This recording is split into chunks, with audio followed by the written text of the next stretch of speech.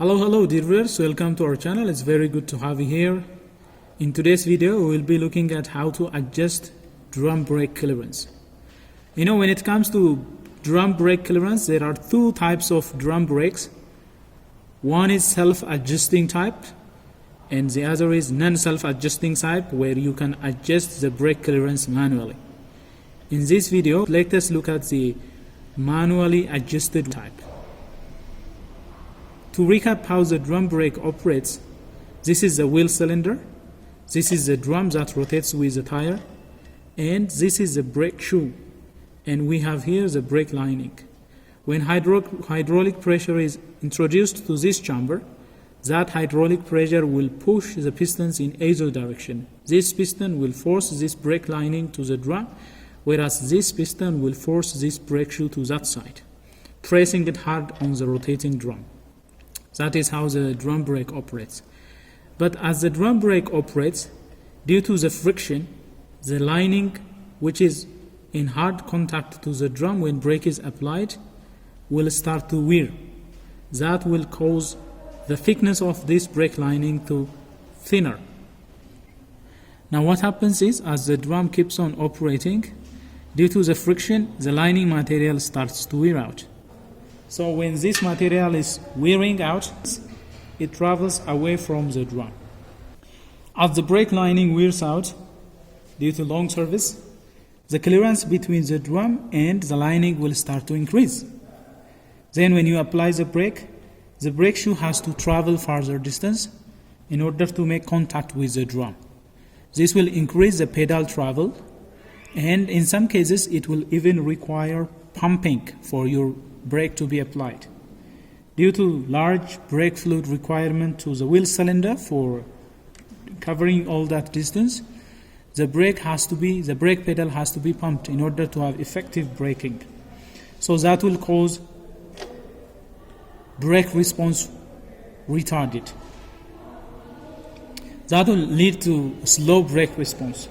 So in order to avoid that, the clearance between the brake lining and the brake drum has to be adjusted. Now on this drum brake configuration, brake is adjusted by turning this cam lobe. When this cam lobe is turned to this direction, as you can see, the radius is increasing. It's an eccentric cam, offset. So as this offset is increasing, it will force the drum out. We have two adjustments, one for each brake shoe. This one is for this brake shoe, for the trailing. This one is for the leading brake shoe. Now the method of adjustment is simply, there is a passage, there is a nut on the back side of the back cover. By holding that, we will adjust the brake clearance.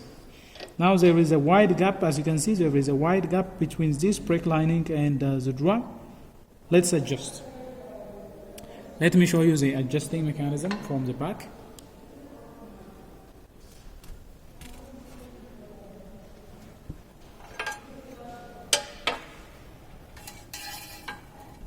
Here is the adjusting nut.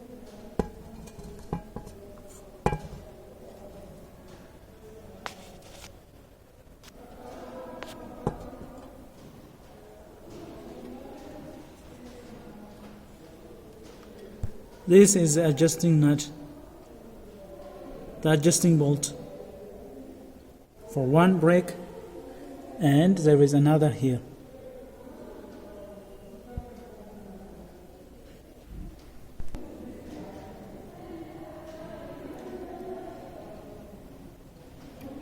So here is the adjusting offset eccentric cam. I'll be using a 17mm box end range for this operation. Now as I tighten it, look at what is happening to this clearance as I rotate this cam. As you can see, as the eccentric cam is rotating, it will be pushing the brake shoe outwards towards the drum.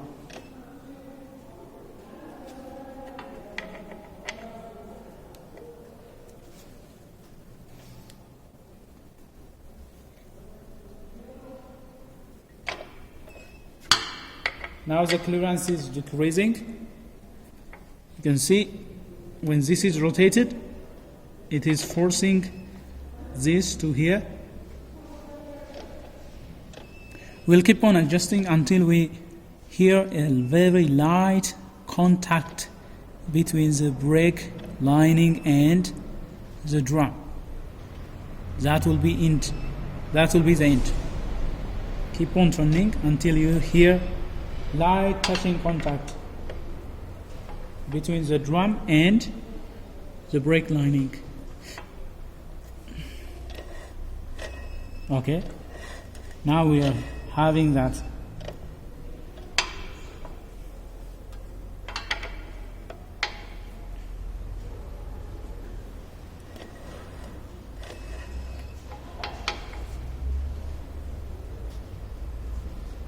So now, as you can see, the clearance has been adjusted.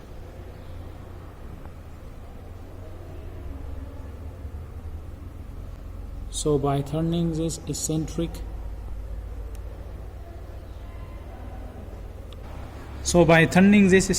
in a clockwise direction, we can push this brake shoe to the drum. Now, as you can see, the clearance has been reduced. So this is a simple method of adjusting the brake clearance.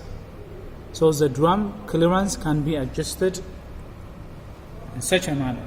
You can do the same on this side also. By turning it, you can also adjust the clearance between this brake lining and the drum.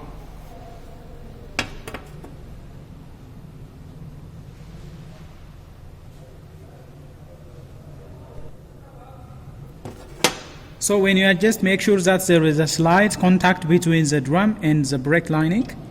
If you hear a continuous touching sound, that will be sufficient for the clearance adjustment. But make sure the drum is free to rotate. It has to be free to rotate. And similarly, there has to be a very slight touching noise coming from the contact between the brake lining and the drum.